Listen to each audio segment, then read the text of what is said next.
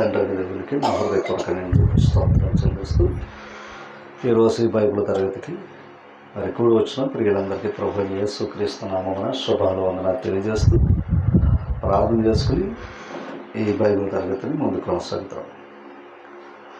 సకల ఆశీర్వాదాలకు కారణభూతుడైన మా ప్రియ పరలోక తండ్రి, మీ ఘనమైన అతి శ్రేష్టమైన నామానికి స్తోత్రాలు. ఈ రాత్రికాలం ప్రియుల కుటుంబం ద్వారా మీ జ్ఞానం వినడానికి నేర్చుకోవడానికి కృప చూపినందుకు స్తోత్రాలు.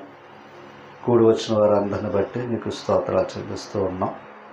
ఈ మాటలు వింటున్న వారిని దీవెనకరంగా కార్యం జరిగించండి నాయన. ఇంకా ఎవరైతే ఈ మాటలు వినాలని మీరు నిర్ణయించారో వారిని కూడా సకాలానికి నడిపించండి. మహిమ ఘనత ప్రభావాలు మీరే పొందమని మా ప్రభును మీ కుమారుడైన యేసుక్రీస్తు వారి అతి శ్రేష్టమైన నామమున ప్రార్థించి వేడుకునిచున్నాం మా ప్రియ పరలోక తండ్రి. ప్రభు నామమున మరొకసారి అందరికీ ప్రత్యేక వందనాలు తెలియజేస్తూ దేవుని యొక్క లేఖనాల్లో వాక్యము ద్వారా కొన్ని విషయాలు మనం నేర్చుకుందాం. సమూయేలు రెండవ గ్రంథం 23వ అధ్యాయంలో ఒక మాటను మనం చూసి మనం ముందుకు వెళ్దాం. 274 పేజీ మొదటి నుంచి చదువుతాము. దావీదు రచించిన చివరి మాటలు ఇవే. యెష్షయి కుమారుడకు దావీదు పలికిన దేవోక్తి ఇదే. యాకోబు దేవుని చేత అభిషిక్తుడై మహా ఆధిపత్యము నొందిన వాడును, ఇశ్రాయేలు స్తోత్ర గీతములను మధురగానము చేసిన గాయకుడునగు దావీదు పలికిన దేవోక్తి ఇదే అని చెప్పి, యెహోవా ఆత్మ నా ద్వారా పలుకుచున్నాడు, ఆయన వాక్కు నా నోట ఉన్నది అని ఈ మాట ఇక్కడ తెలియపరుస్తూ ఉన్నాడు. దైవ గ్రంథంలో ఎందరో కీర్తనలు పాడి దేవుని గణపరిచిన వారు ఉన్నారు. కానీ దావీదుకున్న బిరుదు లేదా దావీదుకున్న గానం మరెవరికి లేనట్టుగా ఈ మాట మనకు తెలియపరుస్తూ ఉంది.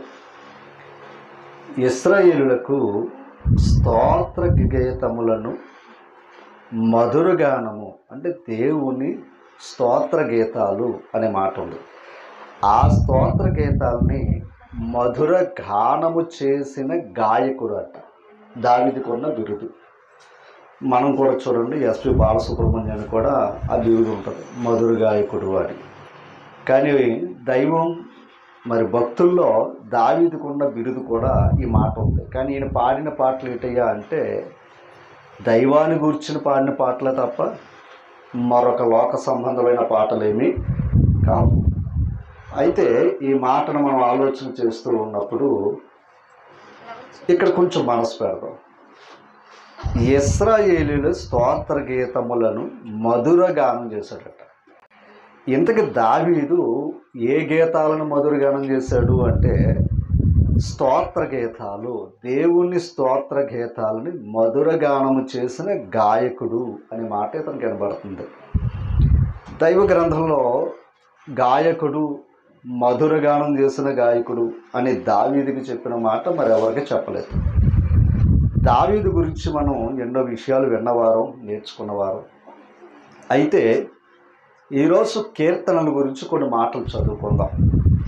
ఎందుకంటే ఇంచుమించు 150 కీర్తనల గురించి మనం నేర్చుకుంటున్నప్పుడు అన్ని కీర్తనలు దావీదు రాయలేదు. కానీ మరి ఆయన రాసిన ఇంచుమించు ఒక 130 లేదా కొన్ని కీర్తనలు ఆయన రాసిన మాట్లాడితే దావీదు కీర్తన అని ఆ కీర్తన కూడా బిరుదుగా దావీదు పేరు ఎక్కువ వాడుతుంది. అంటే సొలొమోను గారు రాసిన కీర్తన ఉంది, మోషే గారు ప్రార్థన ఉంటుంది, అలాగే ఆషాపు కీర్తన ఉంటుంది, కోరాహు కీర్తనలు ఉంటాయి.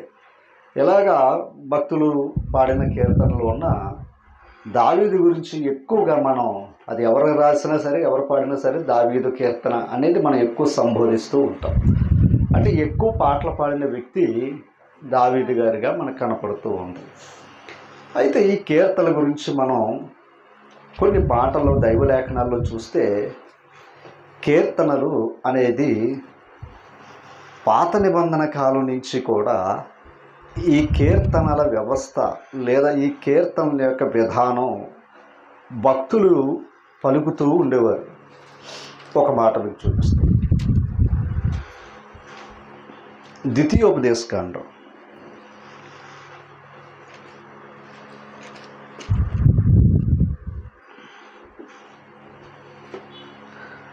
ద్వితీయోపదేశకాండం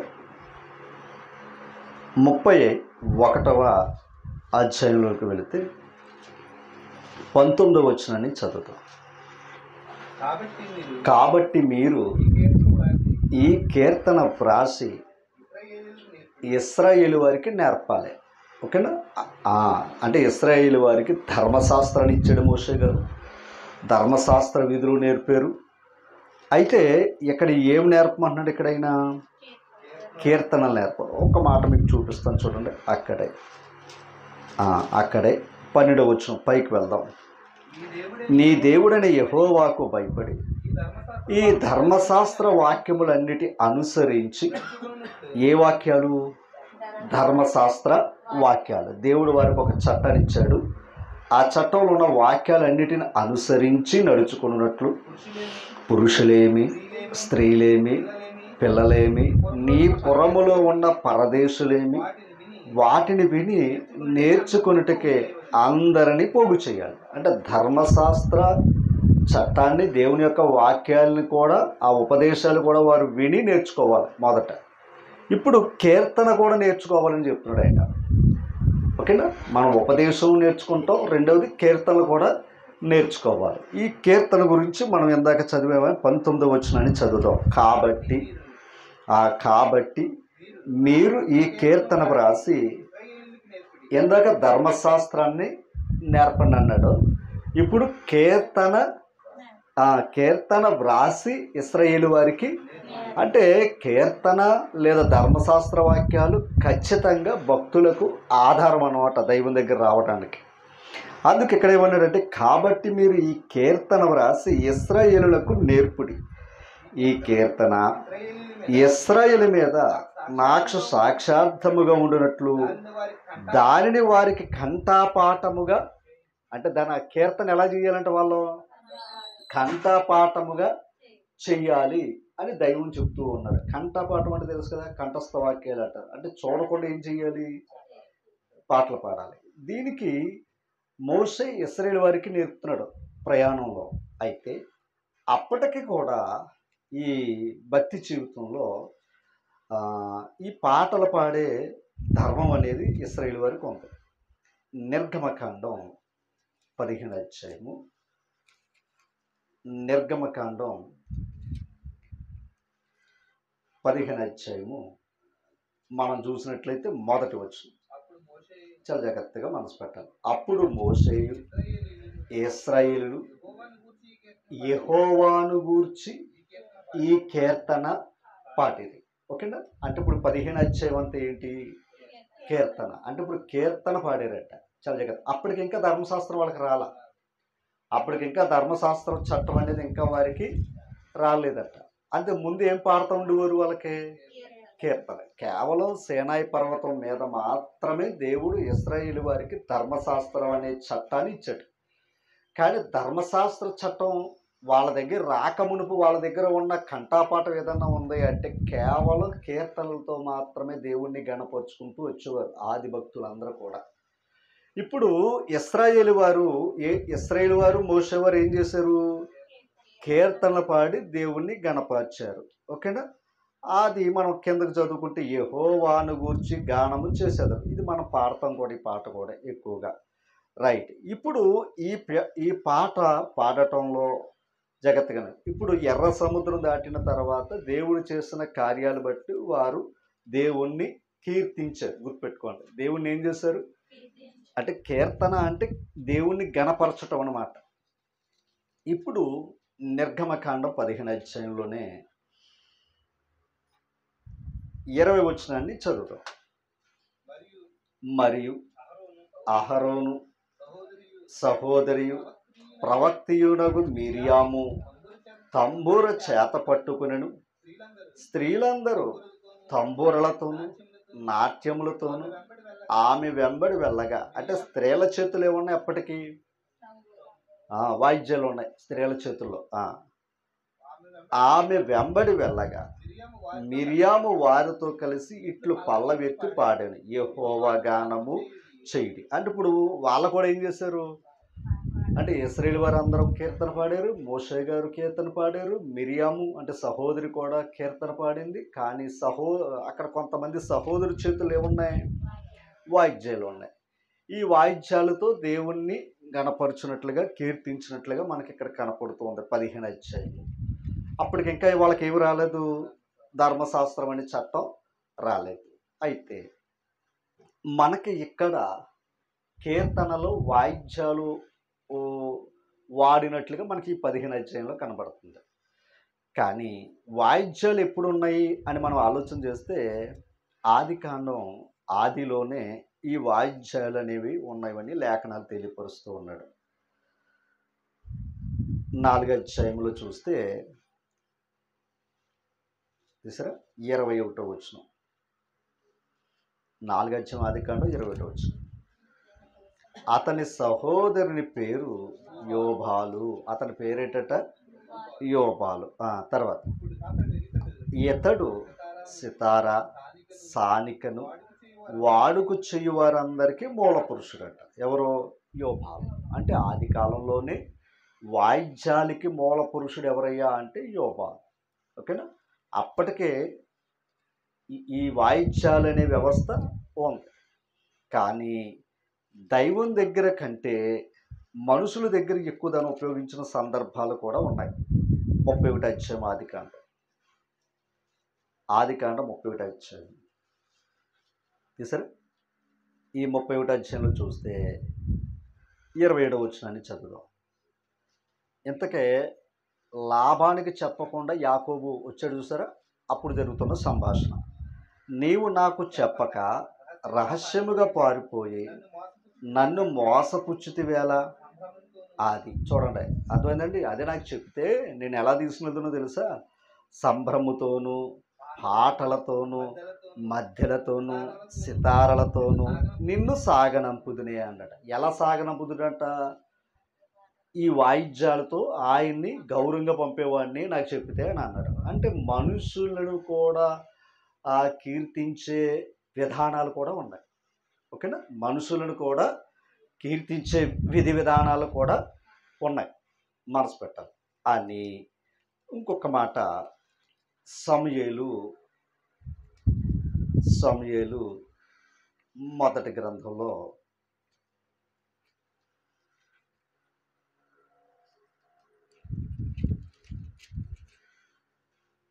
చూసారా? సమూయేలు మొదటి గ్రంథం 18 అధ్యాయం చూస్తే 239 పేజీలో ఇక్కడ దావీదు గొల్యాతుని శత్రుని సంహరించి వచ్చినప్పుడు ఇశ్రాయేలు ప్రజలు మాట్లాడుతున్న మాటలు చూద్దాం. ఏది? 6వ వచనం చదువుదాం. దావీదు ఫిలిస్తీన్ హతము చేసి తిరిగి వచ్చినప్పుడు స్త్రీలు ఇశ్రాయేలీలతో ఊళ్ళలో నుండి, పాయింట్ అర్థం చేసుకోవాలి, స్త్రీలు ఇశ్రాయేలు ఊర్లలో నుండి తంబూరలతోనూ సంభ్రమతోనూ వాయిద్యములతోనూ పాడుచు నాట్యమాడుచు రాజైన సౌలుని ఎదుర్కొనుటకే వచ్చారట. ఎవరో అంటే వాళ్ళ యుద్ధంలో విజయం సాధించారు కదా, దానికి వీళ్ళ ఆనందాన్ని వ్యక్తపరుస్తున్నారట. ఓకేనా? అంటే వాయిద్యాలతో వాళ్ళ నాట్యంతో వారిని గౌరవిస్తూ ఉన్నారట. ఇది అక్కడ అంటాడు, ఆ స్త్రీలు గాన ప్రతిగానాలు చేశారట. ఓకేనా? ఇంతకీ ఏ గాన ప్రతిగానాలు అంటే కొంచెం కిందకు వచ్చేద్దాం. ఆ స్త్రీలు వాయించుచు, అదే అనమాట. ఇంతగా గాన ప్రతిగానాలు ఏంటంటే దేవుని కొరకు కాదు. అది సౌలు గారేమో వేల కొలదియు, దావీదు 10,000 కొలదియు శత్రువులను హతము చేశారని పాట పాడారట. అర్థమైందా? అంటే సౌలు గారేమో ఆయనకి శక్తి ఎంతవరకు అయ్యా అంటే 1000 కొలది, దావీదు గారి యొక్క శక్తి ఏమో 10,000 కొలది అని వాళ్ళ గురించి కీర్తనలు పాడారట. వెంటనే ఆయన గౌరవం తగ్గింది చూసారా సౌలు గారికి. దావీదు గారి గౌరవం ఎక్కువ పొగిడారు కదా, అప్పటి నుంచి దావీదు మీద కోపం వచ్చిందట ఈయనకి. అంటే ఆ కీర్తన, ఆ కీర్తి ఎవరికి వెళ్ళిపోయింది ఇప్పుడు? దావీదు గారికి వెళ్ళిపోయింది. ఓకేనా? మరి ఆ ఊరంతా వచ్చి పాడుతుంది. అది కోప్పడ్డారట. మరో మాట చూపిస్తాను. అంటే కీర్తనలు ఎక్కడెక్కడ ఉపయోగించారన్న మాటలు మనకు అర్థమవుతే అప్పుడు దైవికంగా మనం కూడా ఎలాంటి పాటలు పాడాలన్నది మనం నేర్చుకోం. 21 అధ్యాయం యోబు గ్రంథం. యోబు గ్రంథం 21 అధ్యాయంలోకి వెళితే 11 వచనం. వారు తమ పిల్లలను మందలగా బయటకు పంపుతున్నారట. ఎవరంటే భక్తిహీనుల గురించి మాట్లాడతాడు 7వ వచనంలోకి వెళ్తే. వారి పిల్లలు ఏం చేస్తున్నారంట? నటనము చెయ్యుదురు. అండర్లైన్ చేసుకోండి. దీని ఒక్క మాటలో చెప్పాలంటే పార్టీలు అని నేను ఇచ్చేది. ఓకేనా? తంబూర స్వరమండలమును పట్టుకుని వాయించుదురు. అర్థమైందా? తంబూర స్వరమండలములను పట్టుకుని వాయించుదురు. సానికనాదం విని సంతోషించుదురు. వారు శ్రేయస్సు కలిగి తమ దినములు గడుపుదురు. ఒక్క క్షణములోనే పాతాళానికి. అంటే ఇప్పుడు వాయిద్యాలు ఎక్కడ వాడారు? ఇక్కడ వారి యొక్క సంతోషంగా ఆనందాన్ని వ్యక్తపరుస్తున్న చోట కూడా ఏమున్నాయి? ఇంకా చెప్పాలంటే ఈరోజు మహాప్రమాదకరమైనది, భయంకరమైనది ఏదన్నా ఉందంటే డీజే. ఆ డీజే సౌండ్ చూస్తుంటే పక్కన ఇంకా చాలా ప్రమాదం. అది భవిష్యత్తులో నిజంగా చెప్పాలంటే దాన్ని నియంత్రించుకోవాలి ప్రభుత్వాలు. ఎందుకంటే చాలా ప్రమాదం. అంటే వీళ్ళ సంతోషం కోసం ఏం చేస్తున్నారు? ఇబ్బంది పెట్టకూడదు. అంటే ఇప్పుడు వాయిద్యాలు ఎక్కడ వాడారు? ఇప్పుడు వాయిద్యాలు ఎక్కడ వాడారు? మనుషులను గణపరచడానికి వాడారు. మనుషులు ఏమనుకోకండి, ఇంకా కొంచెం లోపలికి వెళ్ళమంటారా? 5 అధ్యాయం 12వ వచనం యెషయా గ్రంథం. అంటే పార్టీ అన్నాను కదా. 5 అధ్యాయం 12వ వచనం చూడండి. వారు సితార స్వరమండల తంబుర సన్నాయిలను వాయించుచు, అర్థమైపోయింది అనుకుంటాను. ఇక ద్రాక్షారసము త్రాగుచు అంటే దాని అర్థం ఏంటో అంతే. అది అర్థమైందండి. అంటే మరలా చెప్పాలంటే ఆ త్రాగుబోతులు విందు కాడ కూడా ఉన్నాయి, వాయిద్యాలు ఉన్నాయి. ఓకేనా? రైట్. ఇది మనం ఇందాక నేర్చుకున్న మాటలు. ఇంకా లోపలికి వెళ్ళమంటే రాజుగారి దగ్గర కూడా ఈ వాయిద్యాలు అనేవి ఉండేవి. దానియేలు గ్రంథంలో ఆ మాట చూద్దాం. ఆ తర్వాత నుంచి మనం కొన్ని విషయాలు ధ్యానిద్దాం. రాజుగారు దానియేలు గ్రంథం 4వ అధ్యాయంలోకి, ఈ దానియేలును సింహపు బోనులు వేసిన తర్వాత రాజుగారు ఆయన చేసిన పరిస్థితులు ఇక్కడ మనం జ్ఞాపకం చేసుకుందాం. చూడండి.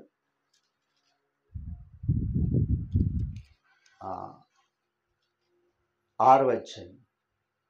6వ అధ్యాయం తీసారు.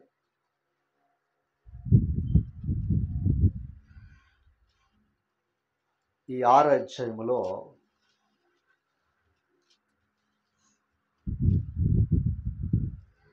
చూడండి 18వ వచనం. 6వ అధ్యాయం 18వ వచనం. అంతటా రాజు తన నగరునికి వెళ్ళి ఆ రాత్రి అంతా ఉపవాసం ఉండి నాట్యవాద్యములను, అంటే రాత్రి ఉందన్నట్టు ఆయనకి నాట్యం ఉంది, వాయిద్యం ఉంది. రాజుల గారికి ఏం కొదువు? అర్థమైందండి. అందుకే రాజుల దగ్గర ఉండే విధానాన్ని ఈరోజు సామాన్య మనుషులు కూడా వాడుతున్నారు. అయ్యే పార్టీలు. రాజుగారు త్రాగేవారు, లేదా ఏదో ఆ యొక్క సంతోషం ఉంది. ఇప్పుడు రాజుకున్న భోగం కూడా ఎవరికి కావాలి? కూలి పని చేసినప్పుడు కూడా కావాలి. అర్థమైందండి. ఆ రాజుకుండే భోగం ఈ కూలి పని చేసినప్పుడు కూడా కావాలని ఇప్పుడు ఆ భోగాన్ని అనుభవిస్తున్నాడు. సరే, ఇప్పుడు ఆ రాజుగారి దగ్గర కూడా ఏమున్నాయి? ఈ వాయిద్యాలు, నాట్యం ఉన్నాయి. కానీ అవి కూడా ఆయన సంతోషంగా లేక, ఎందుకంటే భక్తుడు ఎక్కడ ఉన్నాడో అది కుట్రపూరితంగా అతను అందులో పాడేశారని వేదంతో ఆ వాయిద్యాల దగ్గరికి ఆ సంతోషాన్ని వ్యక్తపరచక, తర్వాత అతనికి నిద్ర పట్టక, అదనమాట. ఓకేనా? అతనికి ఆ రాత్రి అంతా ఏం లేదు, అదనమాట. అంటే తన సుఖాన్ని, సంతోషాన్ని విడిచిపెట్టి ఒక దానియేలు కోసం అంత పరితపించిన వ్యక్తి ఎవరు అంటే నెబుకద్నెజర్ గారు. ఇప్పుడు అదే దానియేలు గ్రంథంలో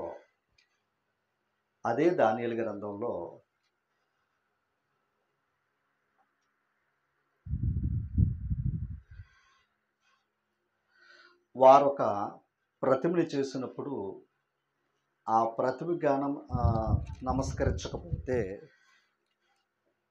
మూడవ వచనం, ఆ ప్రతిమని చేసి ఆ ప్రతిమకి కానీ నమస్కారం చేయకపోతే అగ్నిగుండాలు వేసేయమని ఒక శాసనం పెట్టారు అక్కడ. 3వ అధ్యాయము మొదటి వచనం చదవండి. రాజగు నెబుకద్నెజరు బంగారు ప్రతిమ ఒకటి చేయించి, చాలంటారా, అంటే ఒక బంగారు ప్రతిమ ఒకటి చేయించి బబులోను దేశంలో పెట్టాడంట ఆయన. ఇప్పుడు ఒకసారి చూడండి, 5వ వచనం చదువుదాం. ఏంటో రాజుగారి ఆజ్ఞ ఏమనగా బాక, పిల్లన గ్రోవి, పెద్ద వీణె, సింఫోనియా, వీణె, విపంచిక, సకల విధములకు వాయిద్య ధ్వనులు మీకు వినబడినప్పుడు, అంటే ఆ శబ్దాలు కలుగుతున్నప్పుడు రాజుకు నెబుకద్నెజరు నిలవబెట్టించిన బంగారు ప్రతిమ ఎదుట సాగిలపడి నమస్కరించాలన్నమాట. అంటే ఆ వాయిద్యం జరిగినప్పుడు ఇలా ఏం చేయాలి? సాగిలపడి ఏం చేయాలి? నమస్కారం చేయాలి. అంటే ఒక విధంగా చెప్పాలి అంటే ఈ వాయిద్యాలు మనుషులు చేసుకున్న ప్రతిమల దగ్గర కూడా ఉన్నాయి. ఓకేనా? నిర్గమకాండం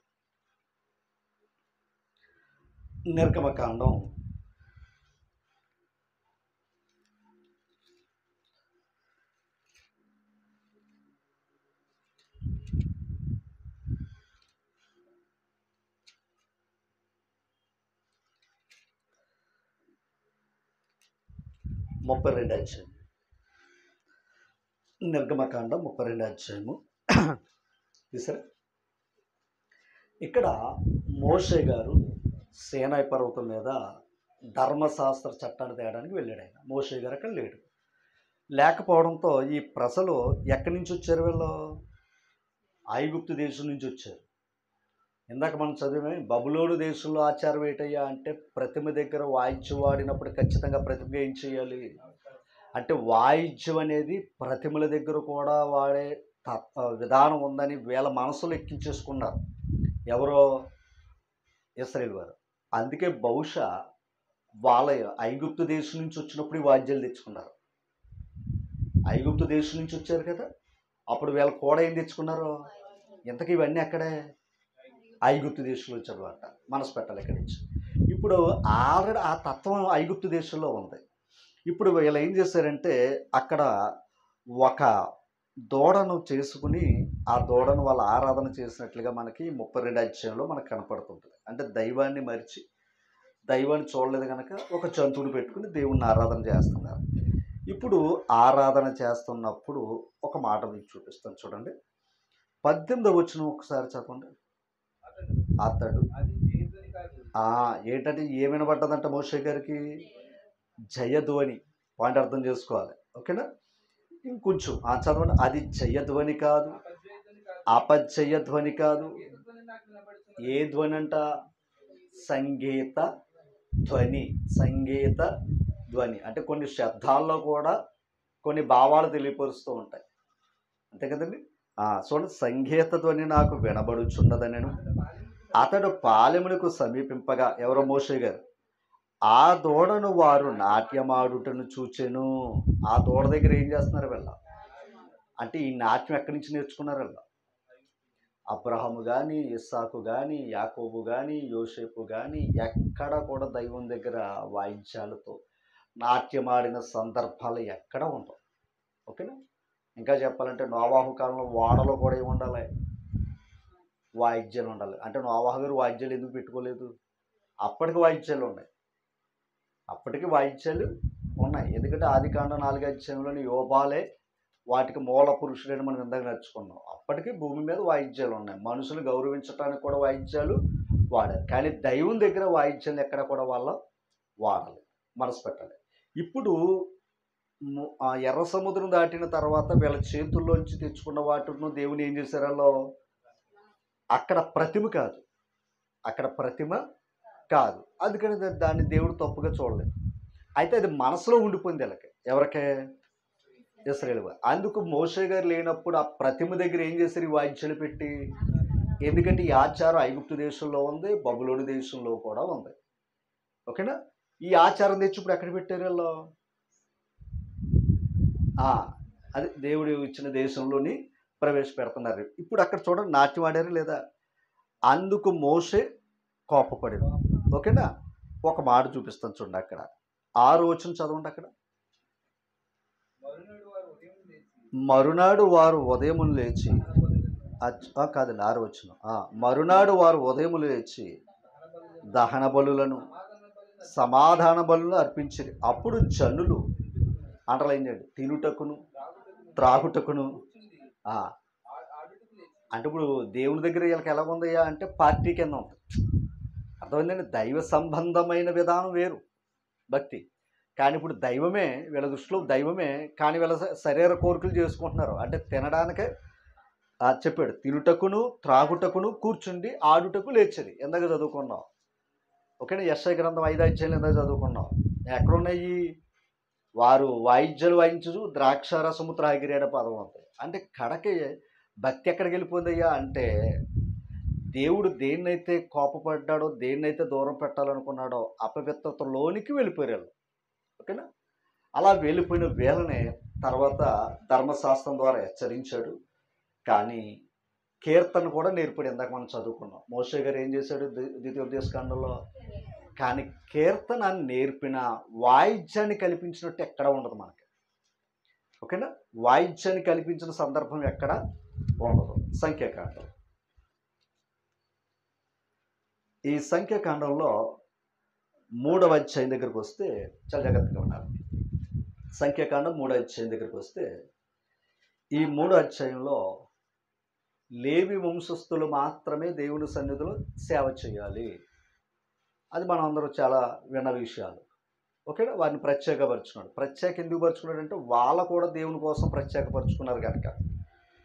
ఓకేనా? ఎందుకు చెప్పాను చూసారా? ఏది దూడ దగ్గర ఆరాధన చేస్తున్నప్పుడు మోషే గారు దేవుని పక్షాన ఉన్నవారు బయటకు రండి అన్నప్పుడు వీళ్ళు వచ్చారంట. మిగిలిన వాళ్ళందరూ ఎక్కడ ఉన్నారు? ఆ దూడ దగ్గర ఏం చేస్తున్నారు? నాట్యం వాడుతున్నారు. అప్పుడు వారి నుండి ప్రత్యేకించబడిన వారు లేవీలు. ఇప్పుడు ఆ లేవీలు జాగ్రత్తగా, ఆ లేవికి 3 కుమారులు. ఆ లేవి అనే వ్యక్తికి 3 కుమారులు. ఇప్పుడు ఈ 3 కుమారులు దేవుని సన్నిధిలో పరిచయం చేయాలి. ఓకేనా? మిగిలిన వారు దైవ సన్నిధికి పరిచయం చేసే అవకాశం లేదు. ఓకేనమ్మా? ఆ భాగ్యం ఎందుకు వచ్చింది అంటే వారు అక్కడ అపవిత్రత అంటకుండా కాపాడుకున్నారు. అదనమాట. రైట్. ఇప్పుడు ఈ 3వ అధ్యాయంలోకి వెళితే ఇక్కడ మనకి 3 వ్యక్తుల పేర్లు మనకు కనబడతాయి. 17వ వచనం త్వరగా. 3వ అధ్యాయం 17వ వచనం. లేవి కుమారుల పేర్లు. పాయింట్. ఇప్పుడు లేవి కుమారుల పేర్లు. ఓకేనా? వాళ్ళ కుమారుల పేర్లు. ఏం పేర్లు అవి? గెర్షోను, కహాతు, మెరారి. ఈ 3 పేర్లు అనమాట. ఓకేనా? గెర్షోను, కహాతు, మెరారి. ఈ 3 పేర్లు చెప్పాడు. ఇప్పుడు ఒకసారి 23వ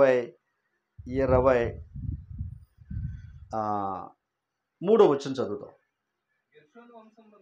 అది గెర్షోనుల వంశములు మందిరము వెనుకన అనగా పడమటి దిక్కున దిగాలి. ఎవరో? గెర్షోను వారు. ఎక్కడ దిగాలంట?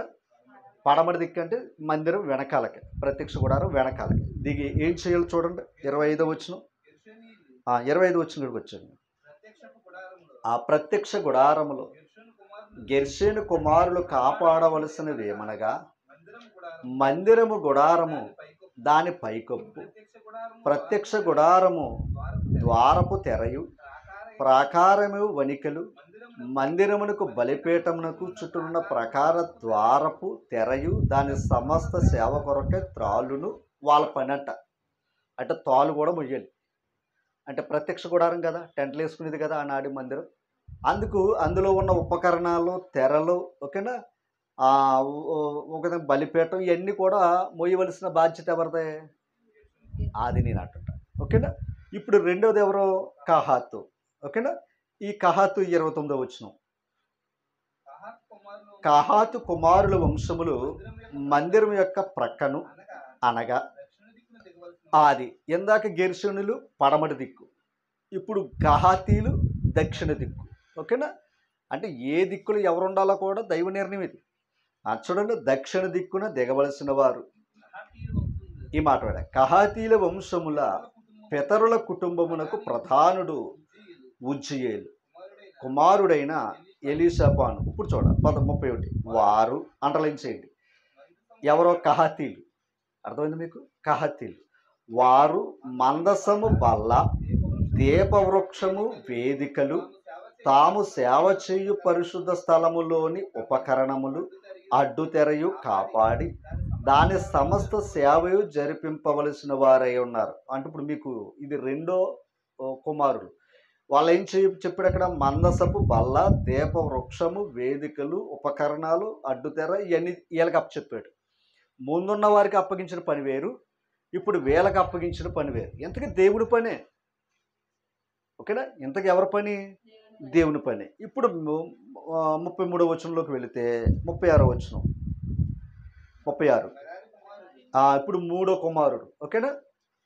మెరారి కుమారులు మందిరం యొక్క పలకలను, దాని అడ్డుకర్రలను, దాని స్తంభములను, దాని దిమ్మలను, దాని ఉపకరణలన్నింటినీ, దాని సేవ కొరకైన వాటిని, దాని చుట్టూనున్న ప్రకార స్తంభములను, వాటి దిమ్మలను, వాటి మేకులను, వాటి త్రాళ్లను కాపాడవలసిన వారు.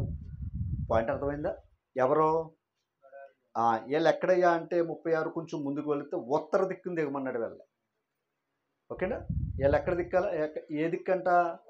ఉత్తర దిక్కు, జాగ్రత్తగా. ఇప్పుడు వీళ్ళ ముగ్గురు గురించి మనం చదువుకోండి. ఎక్కడైనా వాయిద్యం గురించి మాట్లాడా అంటున్నాడు. అది మనకు కావాల్సిన పాయింట్. ఇప్పుడు అక్కడ ఆ దేవుని సంబంధించిన దాంట్లో ఒక్క వాయిద్యం పరికరం గురించి ఎందుకు మాట్లాడలేదు ఆయన? ఓకేనా? పాయింట్ అవుతుంది. ఆల్రెడీ వాయిద్యాన్ని వీళ్ళు ఎక్కడ వాడారు? ఇందాక యెరూషలేము దాటినప్పుడు, ఎర్ర సముద్రం దాటినప్పుడు పాడారు. వాళ్ళ నైపుణ్యత అది, ఓకేనా? పాట గొప్పదే, కానీ వాయిద్యాలు ఎక్కడి నుంచి వచ్చినాయి? ఐగుప్తు దేశంలో. అందుకే దూడ దగ్గర వాడారు వాళ్ళు. దేవుడు అందుకే ఆ ప్రత్యక్ష గుడారపులోనికి ఆ తత్వాన్ని తేలేదు. ఏ తత్వాన్ని? అదనమాట, ఓకేనా? ఇప్పుడు వీళ్ళందరూ దేవుని సన్నిధిలో సేవ చేసే వ్యక్తులు. ఇప్పుడు వీళ్ళ దగ్గర ఏ వాయిద్యాన్ని కూడా వాడినట్లుగా మనకి ఎక్కడ లేఖనం లేదు. మనకు ప్రాముఖ్యమైనది ఇప్పుడు తూర్పు దిక్కున చూద్దాం. ఎవరో 38. మందిరం ఎదుట తూర్పు దిక్కున అనగా, అండర్లైన్ చేయండి ఏమండి. ఇప్పుడు వీళ్ళు ఏ దిక్కు ఉండాలంటే అంటే ఇప్పుడు 4 దిక్కుల్లో కూడా దేవుని ఏర్పట్టింది, ఓకేనా? మిగిలిన వారు అందరూ కూడా వీళ్ళ చుట్టూరు ఉండాలి. అర్థమైంది మీకు ఏదన్నా? మిగిలిన 11 గోత్రికులు కూడా వీళ్ళ చుట్టూరు ఉండాలి. అంటే మధ్యలో ఎవరు ఉన్నట్టు? ఇప్పుడు దేవుడు ఉన్నట్టు. మధ్యలో మందిరం ఉంది కదా, అంటే వీళ్ళ చుట్టూరు ఎవరున్నట్టు? మధ్యలో ఎవరున్నట్టు? దేవుడు. అందుకే దేవుడు మీ మధ్యన ఉన్నాడనే పదం వాడతాడు ఎక్కువ, ఓకేనా? తర్వాత చూద్దాం. అనగా ప్రత్యక్షపు గుడారం ఎదుట పూర్వ దిశ యందు దిగవలసిన వారు. అండర్లైన్చండి. ఎవరంటే వీళ్ళు? మోషే గారు, అహరోను కుమారులు, ఇశ్రాయేలు కాపాడవలసిన పరిశుద్ధ స్థలమును వారే కాపాడాలి, ఓకేనా? ఎవరో? మోషే గారు, అహరోను, వారి కుమారులు. అంటే వాళ్ళ తప్ప మరొకడు అందులోకి రావడానికి లేదు, ఓకేనా? తర్వాత అన్యుడు సమీపించిన ఎడల అతడు మరణశిక్ష పొందుతాడు. తర్వాత మోషే, అహరోనులు యెహోవా ఆది. వీళ్ళ మాట కాదు సుమా, ఎవరి మాట అది? ఇప్పుడు అది వీళ్ళ చుట్టూ దేవుడు ఆ మందిరం చుట్టూ ఉండమన్నది ఎవరి మాట అంటే దైవ మాట. తర్వాత యెహోవా మాటను బట్టి తమ తమ వంశములు చొప్పున లెక్కించిన లేవీలు లెక్కింపబడిన వారందరూ అనగా 1 నెల మొదలుకొని పైప్రాయం గల మగవారందరూ 22,000 మంది ఉన్నారంట దేవుని పనికి చేసే ఆ కాలంలో. ఇప్పుడు మనం ఇక్కడ చదువుకున్న వాక్యాన్ని బట్టి చూస్తే ప్రత్యక్ష గుడారాల్లో లేవి కుమారులు 3, ఆ 3 కుమారులు కూడా దేవుని ప్రత్యక్ష గుడారాల్లో ఎవరు ఏ పని చేయాలి, ఎవరు ఏ వస్తువు మోయాలి, ఎవరు దేవుని సన్నిధిలో ఉండాలి, ఇవన్నీ కూడా దేవుడు ఏం చేశాడు? చెప్పాడు. కానీ వాయిద్యాన్ని ఎక్కడ కూడా అక్కడ పెట్టినట్టు మనకి ఇది మనకు కావలసిన పాయింట్. ఇంత చదివింది ఎందుకయ్యా అంటే కనీసం ఆ చదివిన దాంట్లో ఎక్కడైనా ఒక వాయిద్యం ఉందనుకోండి, దాని గురించి మనం ఆలోచన చేయొచ్చు. అంటే ఇప్పుడు ప్రత్యక్ష గుడారంలో ఏం లేదు? వాయిద్యం లేదు. కానీ దావీదు గురించి ఇందాక మనం ప్రారంభంలో చదువుకున్నాం, ఓకేనా? ఇంచుమించు ఈ మోషే తర్వాత ఇంచుమించు 500 సంవత్సరాలకు వచ్చిన వ్యక్తి ఎవరయ్యా అంటే దావీదు గారు. ఈ దావీదు గారికి ఉన్న నైపుణ్యత ఏంటయ్యా అంటే వాయిద్యం. చాలా జాగ్రత్తగా ఉన్నారు. ఈయనకున్న గొప్ప నైపుణ్యత ఏంటయ్యా అంటే వాయిద్యం. సమూయేలు మొదటి గ్రంథం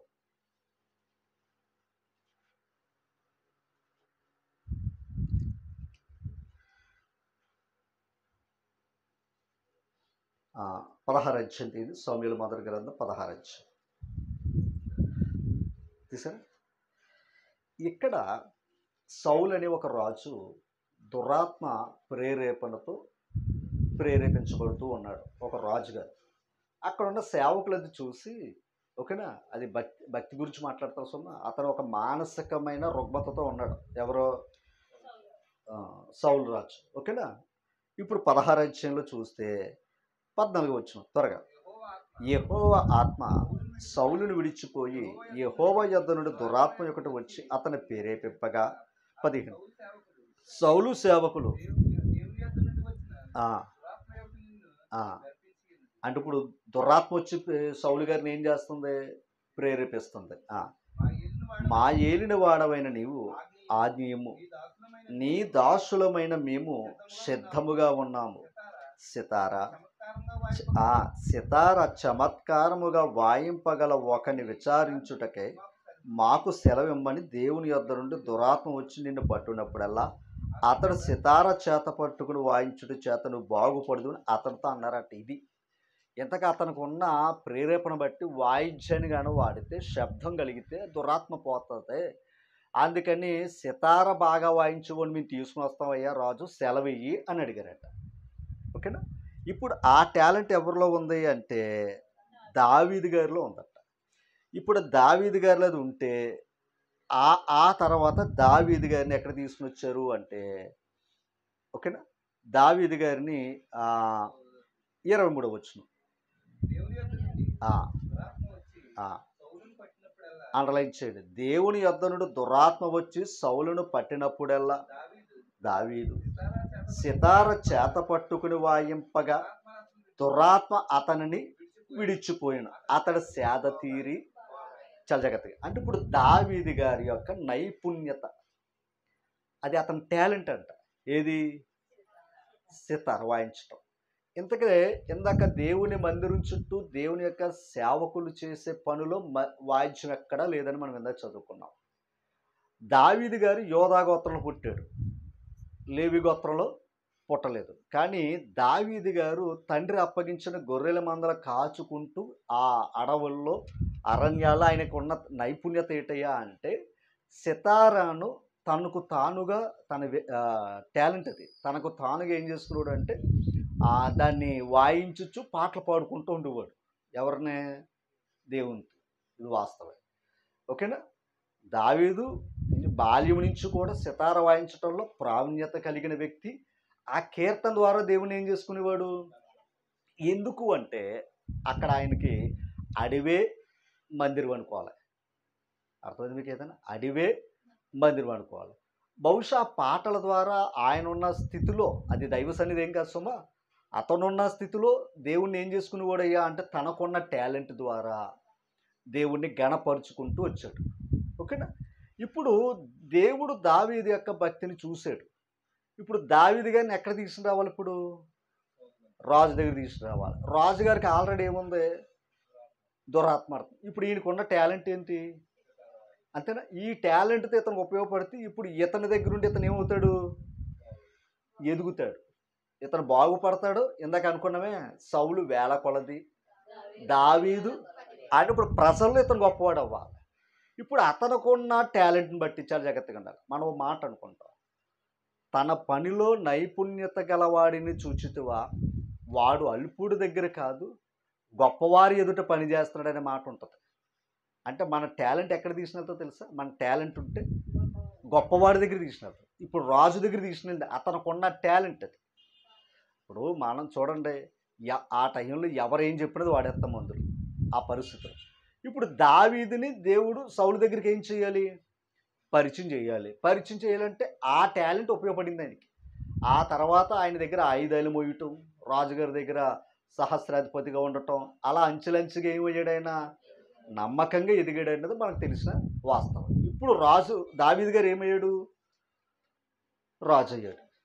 ఇంకా ఓకేనా. మనం ఇంకా బాల్యం చదవాలంటే సమయం లేదు కనుక ఇప్పుడు దావీదు గారు ఏమయ్యాడు? రాజు అయ్యాడు. చాలా జాగ్రత్తగా విన్నావు. అతనికి వ్యక్తిగతమైన టాలెంట్ ఏంటి? సితార. ఓకేనా. ఒక మాట మీకు చూపిస్తాను చూడండి. కీర్తన గ్రంథంలోనే కొంచెం మనసు పెడితే దావీదు గారు దైవం మీద ఉన్న భక్తి ఎంత గొప్పది అంటే, ఒక మాట 69వ కీర్తన 30 వచనం చదవండి. మనసు పెట్టాలి. 69వ కీర్తన 30 వచనం చదవండి. అండర్లైన్. ఓకేనా? చాలా మనసు పెట్టాలి. కీర్తనలతో అంటే ఇప్పుడు కీర్తనలతో దేవుని నామాన్ని ఏం చేస్తున్నాడు? ఆయన స్తుతిస్తున్నాడు. కీర్తనలతో దేవుని నామాన్ని అది అతను గనపరుచుకుంటలేదు. ఓకేనా? నా అంతటోడు లేడు, లేదా ఆ పాటలు మరో మద్యపానం దగ్గర పాడతలేదు ఆయన. కేవలం తనకున్న టాలెంట్ని ఎవరి దగ్గర వినియోగించుకున్నాడు ఆయన? అసలు చెప్పాలంటే ఆయన పరిశుద్ధ స్థలానికి వెళ్ళే అధికారం లేదు ఆయనకి. కానీ ఆ కీర్తనలతో దేవుడిని ఏం చేశాడు ఆయన? అమ్మ, ఆయన నామాన్ని ఏం చేశాడు? అదే కావాలి. ఎవరికే? దేవునికి. దేవునికి ఇష్టమైనది ఏదన్నా ఉంటే 22:3 వచనం, స్తుతులు స్తోత్రాలు దేవునికి ఇష్టమైంది. అక్కడ చూడండి, నీవు ఇశ్రాయేలు చేయు స్తోత్రముల మీద ఆసీనుడివై ఉన్నావు. అర్థమైందండి? దేవుణ్ణి స్తుతించటం లేదా దేవుని స్తోత్రాలు చెల్లించటం, ఆ స్తోత్రాలు స్తుతించే కాడ ఎవరున్నారో తెలుసా? దేవుడు ఆసీనుడై ఉన్నాడట, దేవుడు కూర్చుని ఉన్నాడట, అక్కడ దేవుడు ఉన్నాడని చెప్తున్నాడు. అక్కడ ఆ క్రింద అంటాడు చూడండి, మా పితరుని యందు నమ్మిక అది. అందుకని గమనించాలి. అందుకని పితరులందరూ కూడా ఏం చేసుకుంటూ వచ్చారు? పితరులందరూ ఏం చేసుకుంటూ వచ్చారు? దేవుణ్ణి కీర్తనలతో దేవుణ్ణి ఏం చేసుకుంటూ వచ్చారు? అదనమాట. ఇంతకా కీర్తనలు ఎక్కడైతే ఆయనకు స్తుతులు స్తోత్రాలు చేశారో అక్కడ దేవుడు ఉన్నాడు అన్నది వాళ్ళకి నమ్మకం. ఓకేనా? ఇప్పుడు దావీదు కీర్తనలతో దేవుణ్ణి ఏం చేసుకుంటూ వచ్చేవాడు? మధ్యలో అతనికి ఉన్నది ఏంటయ్యా అంటే ఆ సితారను వాడుకునేవాడు, ఆ టాలెంట్ని వాడుకునేది ఆయన. కానీ కీర్తనలతో దేవుణ్ణి ఏం చేసుకుంటూ వచ్చేవాడు ఆయన? అదనమాట. ఎందుకంటే దేవుడు అక్కడ ఉంటాడు, అతని నమ్మకం అది. ఓకేనా? ఎవరు లేకపోయినా అతను ప్రమాదకరమైన పరిస్థితుల్లో ఉన్నా దేవుడు అతను తోడుగా ఉన్నాడు, నన్ను కాపాడాడు ఎన్నోసార్లు చెప్పాడు ఆయన. రెండవది, ఇప్పుడు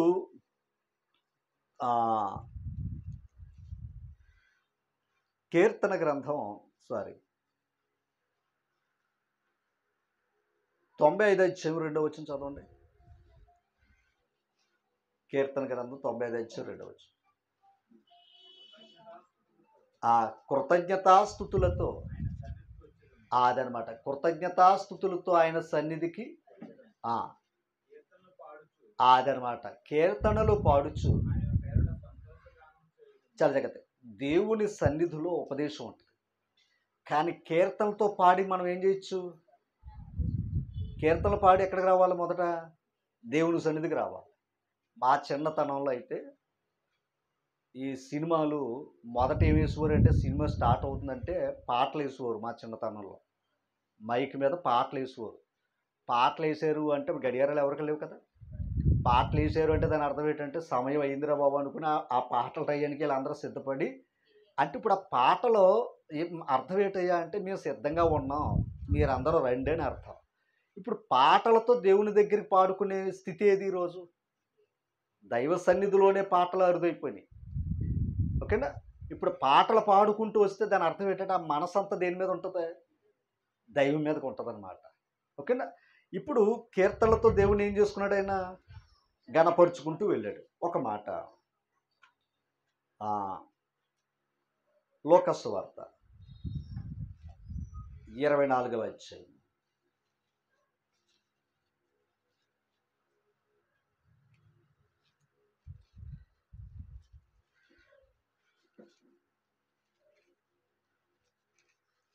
లోకసు వార్త తీసరా 44 వచ్చిన చదవం. అంతటా అండర్లైంచండి. మోషే ధర్మశాస్త్రములోను ప్రవక్తల గ్రంథములోను కీర్తనలోను అండర్లైంచండి. అమ్మ, యేసు ప్రభు గురించి ఎందులో ఉందంట? ఆ ప్రవక్తల గ్రంథంలో ఉపదేశం ఉంది. కీర్తన గ్రంథంలో కూడా ఎవరి గురించి ఉంది అంటే, ఇప్పుడు దావీదు గారు కీర్తించింది ఎవరి కోసం? మీ పాయింట్ అర్థం చేసుకోండి. దావీదు ఇందాక నుంచి మనం మాట చదువుకుంటాం, ఆయన మధుర గాయకుడు అని చదువుకున్నాం. అపోస్తుల కార్యాల్లోకి వెళితే దావీదు తమ తరము వారికి సేవ చేసి నిద్రించెను అనే మాట ఉంటుంది. అంటే ఇప్పుడు దావీదు గారు దేవుని సేవ ఎలా చేశాడయ్యా అంటే కీర్తనలతో దేవుని సేవ చేశాడట. కీర్తన 45 మొదటి వచనం, 3వ వచనం. కీర్తన గ్రంథం 45 3వ వచనం. త్వరగా తనకు స్తోత్ర రూపముగు క్రొత్త గీతమును మన దేవుడు నా నోట ఉంచెను. అర్థమైందండి? ఏ ఉంచాడంట? తర్వాత అనేకులు దానిని చూచి భయభక్తులు కలిగి యెహోవాయందు, అసలు ఎక్కువ శాతం మనం బైబిల్లో ఎక్కువ శాతం మనల్ని ధైర్యపరిచేది, నమ్మకం ఉంచేది గ్రంథం ఏదైనా ఉంటే కీర్తన గ్రంథం. నేను మరలా చెప్తున్న సొమ్మ కరోనా పరిస్థితుల్లో హాస్పిటల్లో ఉన్నప్పుడు ఎక్కువ నేను చదివింది ఏంటయ్యా అంటే కీర్తన గ్రంథం. ఆ కీర్తన గ్రంథం నన్ను ధైర్యపరిచేది, వాస్తవం చెప్తున్నాడు, బలాన్ని ఇచ్చేది, మనసును ధైర్యపరిచేది. ఓకేనా? ఎందుకంటే ఇప్పుడు దావీదు గారు ఆ కీర్తనలు ఎలా రాసుకున్నాడే, ఇప్పుడు ఆ కీర్తనలు బట్టి అనేకులు దాన్ని చూచి భయభక్తులు కలిగి యెహోవాయందు ఉంచారు. అంటే ఇప్పుడు దావీదు గారు కీర్తనల ద్వారా సేవ చేశాడు. అర్థమైందండి? కీర్తన ద్వారా సేవ చేశాడు. కీర్తన ద్వారా సేవ చేయడం కనుక అనేకులు దాన్ని చూసి ఏముంచారు? నమ్మిక ఉంచారు. ఓకేనా? రైట్. ఇప్పుడు కీర్తనలు కూడా ఎవరి గురించి చెప్పబడ్డాయి? అదనమాట, దాని గురించి. ఇప్పుడు దావీదు కూడా చెప్పింది ఎవరి గురించి అయ్యా అంటే మన అపోస్తుల కార్యాలు 2వ అధ్యాయంలోకి వెళ్తే క్రీస్తు పునరుత్థానం గురించి దావీదు చెప్పాడనమాట. మనం నేర్చుకున్నాం. అంటే ఇప్పుడు దావీదు గారు కూడా క్రీస్తు ప్రభు గురించి చెప్పిన మాటే. అంటే క్రీస్తు కూడా ఎవరని? కీర్తనీయుడే. ఓకేనా? ఓ మాట మీకు చూపిస్తాను చూడండి. ఇర్మియా గ్రంథం 13వ అధ్యాయం 11వ వచనం. ఇర్మియా గ్రంథం 13వ అధ్యాయం 11వ వచనం.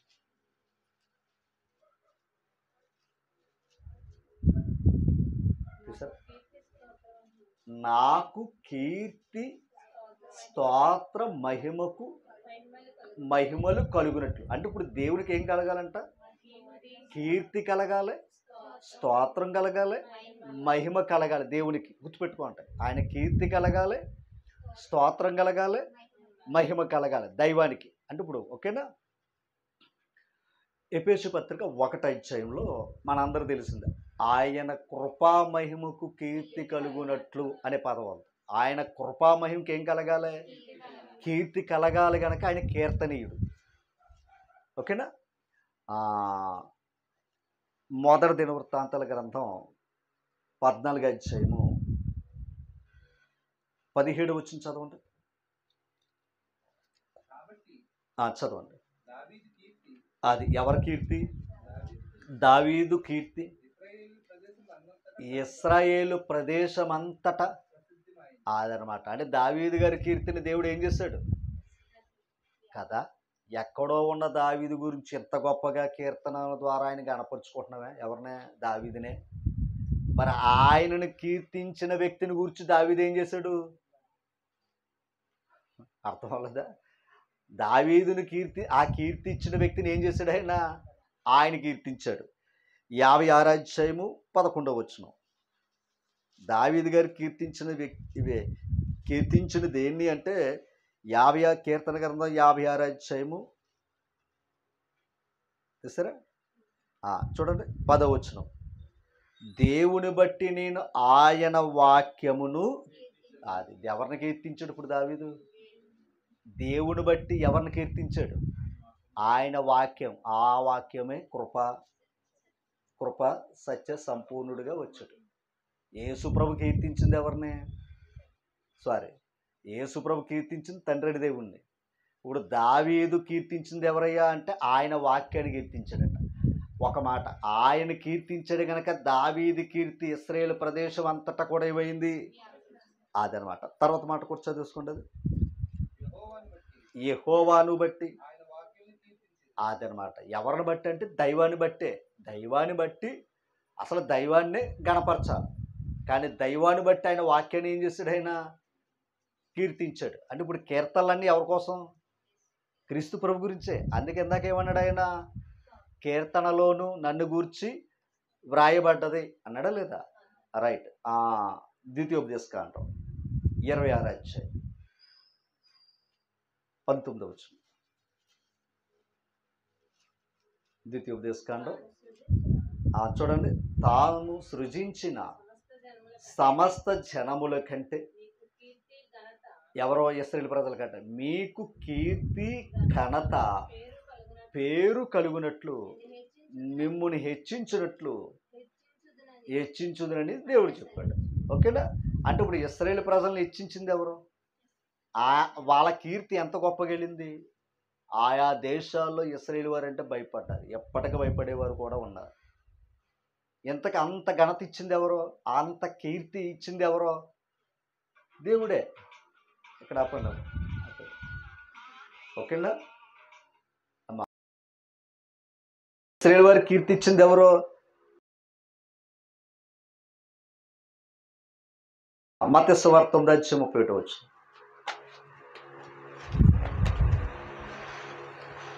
మత్తయి సువార్త 9:31 వచ్చు.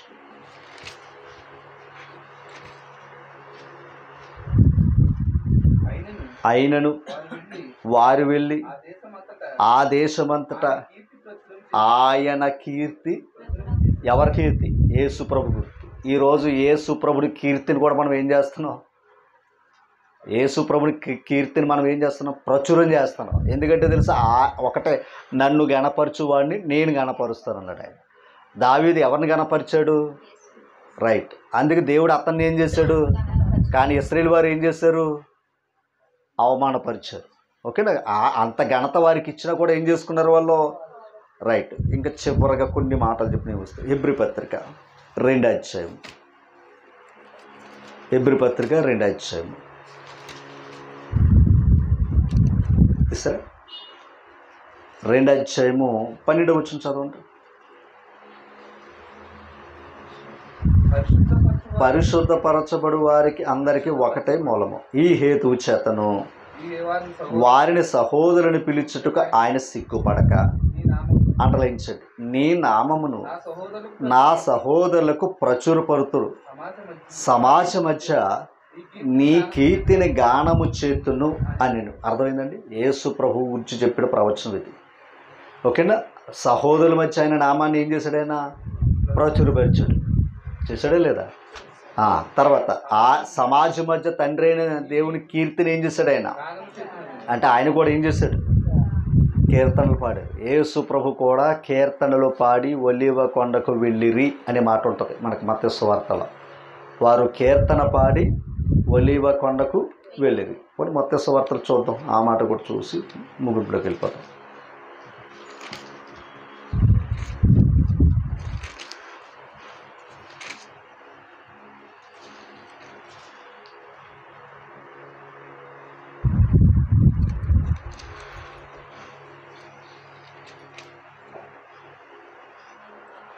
ఒక మాట చూద్దాం.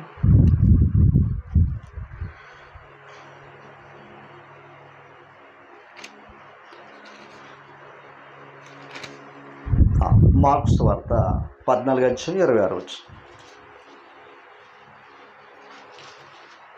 తీసారా? అంతటా వారు కీర్తన పాడి ఒలీవ కొండకు వెళ్ళారు. ఎవరో? యేసు ప్రభు శిష్యులు. అంటే యేసు ప్రభు కూడా ఏం చేసినట్టు? కీర్తన పాడి. అందులో సందేహం లేదు. ఎందుకంటే యూదులు ఇశ్రాయేలు యొక్క ఆచారాలే. దేవుణ్ణి ఎందుకన్నాడు కదా, నీ సహోదరులకు నీ కీర్తిని గానము చేతును అన్నాడు ఆయన. ఓకేనా? కనుక ఇశ్రాయేలు యేసు ప్రభు తన శిష్యులు కూడా ఏం చేశారంట? అంతటా వారు కీర్తన పాడి ఒలీవ కొండకు వెళ్ళారంట. అంటే యేసు ప్రభు కూడా ఏం చేశాడు? కీర్తన పాడాడు. అయితే మనకి ఇక్కడ ముఖ్యమైన ప్రశ్న ఏంటయ్యా అంటే, మరి దావీదు గారు కూడా ఏం చేశారు? కీర్తన పాడారు, కానీ వాయిద్యాలు వాయించారు. ఒక మాట మీకు చూపించి నేను ముగింపులోకి వెళ్ళిపోతాను. దినవృత్తాంతాలు మొదటి గ్రంథంలో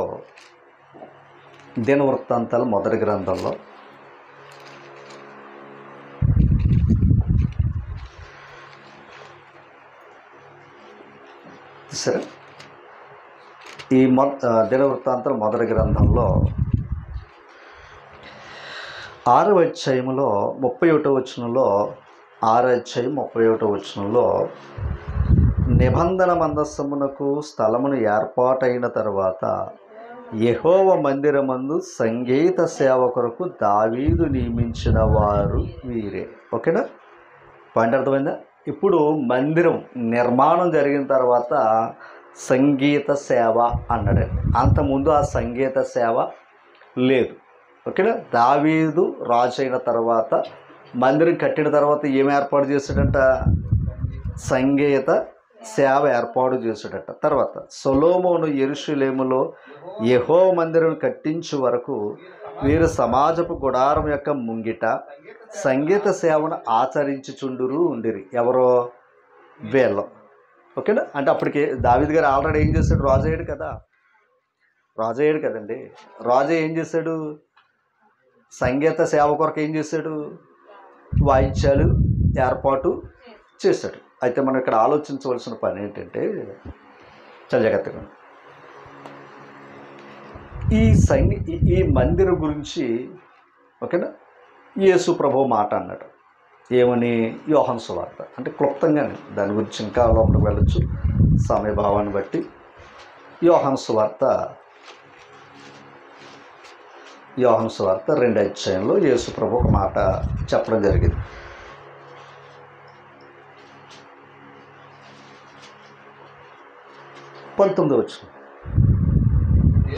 యేసు ఏంటండి? యేసు దేవాలయమును పడగొట్టుడి 3 దినములలో. అంటే 3 దినాలు ఏం చేస్తున్నాడు ఆయన? దానిని లేపుదునను అని చెప్తాడట. ఓకేనా, అంటే ఇప్పుడు దేవాలయం ఏమన్నాడు ఆయన? పడగొట్టుడి అనే మాట వాడాడు అక్కడ.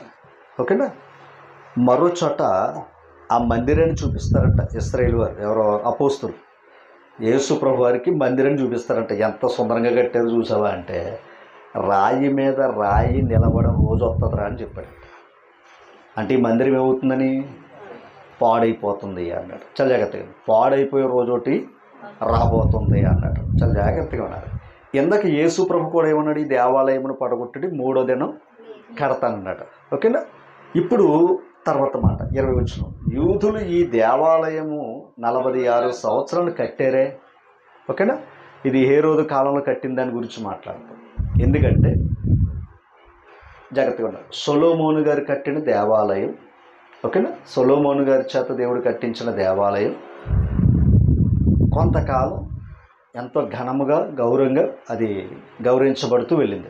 తర్వాత కాలంలో దైవానికి వ్యతిరేకం ఉండటం వల్ల శత్రు రాజులు వచ్చి ఆ మందిరాన్ని ఏం చేశారు? బబులోను రాజు పాడు చేశారు.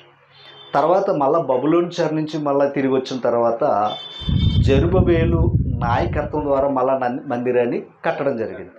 ఓకేనా, అంటే రెండోసారి కట్టడం జరిగింది. మరలా కొంతకాలానికి మళ్ళీ అది ఏమైందంటే మళ్ళీ కొంత అంటే కాల వ్యవధిలో చూడండి ఎలాంటి కట్టడాలకైనా అదనమాట. ఓకేనా, ఎలాంటి కట్టడాలకైనా పగులు గట్ట ఉంటాయి. అప్పుడు మళ్ళీ హేరోదు రాజు కాలంలో 46 సంవత్సరాల పని చేశారంట. ఏది? అది. అందుకే దీన్ని హేరోదు దేవాలయం కూడా అంటారు. ఓకేనా, రైట్. తర్వాత ఇప్పుడు చూడండి, అది 46 సంవత్సరాలు కట్టారు కదా, మరి పడగొట్టు 3వ దినం కట్టేమని అన్నాడు ఏంటి అని వీళ్ళకి అపార్థం చేసుకున్నారు. తర్వాత నీవు 3 దినములు దాన్ని లేపుదువా అని ఈ మాట చూడాలి. యేసు ప్రభు చెప్పిన మాట ఇప్పుడు అర్థం చేసుకోవాలి. దయచి క్రైస్తవులు అర్థం చేసుకోవాలి. బయట వారు ఎవరు అర్థం చేసుకోకపోతే పర్లేదు కానీ. ఓకేనా, అయితే ఆయన తన శరీరమును అంటే ఇప్పుడు ఏ దేవాలయం గురించి చెప్పాడు? ఆయన శరీరమును దేవాలయం గురించి చెప్పాడు. ఒకసారి అంతేనండి. ఇప్పుడు ఆ శరీరం అని దేవాలయం గురించి మాట్లాడితే మన అందరూ తెలుసు అది ఏది? సంఘమును. రైట్. ఇప్పుడు తిమోతి పత్రికలో ఒక మంచి మాట మనం ఎప్పుడు చదువుతూ ఉంటాం. 3:15 తిమోతి మొదటి పత్రిక 3:15 త్వరగా. అయినను నేను ఆలస్యము చేసిన ఎడల, పౌలు గారు తిమోతికి చెప్తూ, దేవుని మందిరములో ఒకసారి దేవుని మందిరం అనగానే ఇంక మళ్ళీ అనగా ఎందుకు? ఆల్రెడీ దేవుని మందిరం అంటే అందరూ తెలుసు కదా. ఇప్పుడు చెప్పాడనమాట, అనగా జీవము గల దేవుని సంఘములో. ఒకసారి ఒకప్పుడు దేవుని మందిరంలో కేవలం లేవీలు ఎలా ప్రవర్తించాలో చెప్పాడు. అంతేనా? ఇందాక మన ప్రారంభంలో చదువుకున్నాం. దేవుని మందిరంలో ఎవరి పని ఎవరు చేయాలో, ఎవరి పని ఎవరు చేయకూడదు ఇవన్నీ చెప్పాడు ఇందాక సంఖ్యాకాండం 3వ అధ్యాయంలో. కానీ ఇప్పుడు గమనించాలి, ఏమన్నాడు? జనులు ఎలాగో ప్రవర్తింపవలనో అది నీకు తెలియవలనని సంగతులు రాస్తున్నాను అన్నమాట. ఓకేనా? అంటే ఇప్పుడు సంఘంలో బాప్తిస్మం పొంది చేర్చిన వారు ఎలా బ్రతకాలో చెప్తున్నాడు అనమాట. ఓకేనా? ఎలా బ్రతకాలో చెప్తున్నాడు. ఒకప్పుడు కేవలం లేవీలు మాత్రమే అక్కడ పని. కానీ ఇప్పుడు మందిరం ఏంటో తెలుసా? అనగా అని పదం వాడాడు. అంటే ఇప్పుడు దేవుని మందిరమే, కానీ అనగా ఏంటది? జీవము గల దేవుని సంఘం. అండర్లైన్. ఇప్పుడున్న మందిరం ఏంటి అని చెప్పండి, పర్లేదు. జీవము గల దేవుని అది. అంటే ఇప్పుడు ఉన్నది జీవము, అంతేనా కదంటారా? రైట్. ఇప్పుడు 1 కొరింథీ పత్రిక 14వ అధ్యాయము, 1 కొరింథీ పత్రిక 14వ అధ్యాయము భాషల గురించి మాట్లాడుతూ, భాషలతోనూ మాట్లాడితే ఎదుటివారికి అర్థం కావాలి, ఎదుటివారికి అర్థం కాకపోతే భాషలతో మాట్లాడటం మానే అంటాడు ఆయన. ఆ భాషల గురించి మాట్లాడుతూ ఈ 14వ అధ్యాయంలో ఒక మాట ఉంటుందండి. 7వ వచనం చదువుదాం. పిల్లని గ్రోవి కానీ వీణె కానీ ఏ వస్తువులండి ఇవి? దాని అర్థం ఏంటి? వాటికి జీవం లేవు, వాయిద్యాలకి ఏమి లేవు. కానీ ఇప్పుడు నరుడు ఏం చేస్తున్నాడంటే ఊతున్నాడు, వీడి జీవం పోతున్నాడు, అంతేనా? అంటే వాటికి ఏం కాదు, జీవం లేదు. ఇది మర్చిపోద్దు. అంటే వాయిద్యాలు నిర్జీవమైన వస్తువులు. ఒక మాట చెప్పాలంటే పాత నిబంధన కాలంలో ఉన్న మందిరము నిర్జీవమైనది, అందుకే దాన్ని పడగొట్టండి అన్నాడు ఆయన. ఓకేనా? పొరపాటుగా కంగారు పడకండి. ఎందుకంటే దేవుడు అన్నాడు, సొలొమోను గారు కట్టిన తర్వాత ఏమన్నాడు? ఆకాశం నీ సింహాసనము, భూమి ఎలాంటిదంటే కేవలం ప్రార్థన స్థలం అన్నాడు. అంతే దాన్ని, అంతేనా? ఆ మందిరాన్ని ఏమన్నాడు? కేవలం ప్రార్థన స్థలం అన్నాడు, అంతే. కానీ అది ఎంతకాలం? ప్రభు వచ్చేంత వరకు నింతది. దాని అర్థం ఏంటంటే ఈ మందిరంలో ఉన్న పవిత్రతను ఇలా కాపాడుకుని ప్రభు దగ్గర కూడా పవిత్రంగా ఉండాలన్న నేర్పడానికి అవన్నీ పెట్టాడట ఆయన. ఇందాక దావీదు గారికి ఉన్న నైపుణ్యత ఏంటి? అది సితారా కదా, వాయిద్యం కదా. ఇప్పుడు ఆ వాయిద్యం ఎక్కడి దాకా తీసుకెళ్ళింది ఆయన్ని? రాజు దగ్గర తీసుకుంది. రాజు దగ్గర నుంచి ఎక్కడ తీసుకుంది? రాజులు చేసింది ఆ టాలెంట్. అది దేవుని దగ్గర ఉన్న భక్తి, తనకున్న టాలెంట్ ఎక్కడి వరకు తీసుకెళ్ళింది? రైట్. ఇప్పుడు శరీరం ఏమంటున్నాడు ఆయన? మన శరీరం ఏమంటున్నాడు? ఇచ్చింది ఆయనే. నిష్ప్రయోజనం అన్నాడు. అంటే ఇప్పుడు నిష్ప్రయోజనమైన శరీరాన్ని శాశ్వతమైన ఆత్మను పట్టుకుని దేవుని దగ్గరికి వెళ్ళమంటున్నాడు ఆయన. ఓకేనా? అర్థమైందా? ఇప్పుడు ఆ దావీదు వాడిన వస్తువులు ఏంటి చెప్పండి? రైట్, నిర్జీవమైన వస్తువులే. ఆ దావీదు ఆ నిర్జీవమైన వస్తువులతో జీవము గల దేవుని వెతుక్కున్నాడు ఆయన. ఓకేనా? కానీ క్రీస్తు ప్రభు కంటే ఏది గొప్పగించుకోలేదు ఆయన. ఓకేనా? పాయింట్ అది. ఇంకొక మాట, నిజంగాన ఆయన అధికారంలో ఉన్నప్పుడు ఈయనే పట్టుకుని వెళ్ళి వాడాలి అక్కడ. ఎందుకంటే అక్కడ కేవలం లేవీలు మాత్రమే తప్ప ఈ యూదుడు వెళ్ళే అవకాశం లేదు. కానీ అక్కడ ఏం చేశాడంటే సేవ, సంగీత సేవ. ఎందుకంటే ఇతనికి ఉన్న టాలెంట్ అది. ఆ టాలెంట్ని ఏం చేశాడు అక్కడ? మరలా అది కూడా ఎవరు వాడాలి? లేవీలు మాత్రం వాయించాలి. మళ్ళీ అక్కడ వాళ్ళకి మాత్రమే ఆ పని అప్పగించాడు. ఇతను ఇంటిగడ వరకే తప్ప దేవుని సన్నిధులు వాడడానికి కూడా ఆయనకి లేదు. దాని అర్థం ఏంటంటే ఆనాడు కాలంలో బలులుండి, ఓకేనా, బలులుండి కనుక దాన్ని ఏం చేశాడు? పాత నిబంధన కాలం అంటే ఏమన్నాడు? ఆ అజ్ఞాన కాలం అన్నాడు ఆయన. ఇంకా చెప్పాలంటే చూసి చూడనట్టుగా వదిలేశాడు ఆయన. ఓకేనా?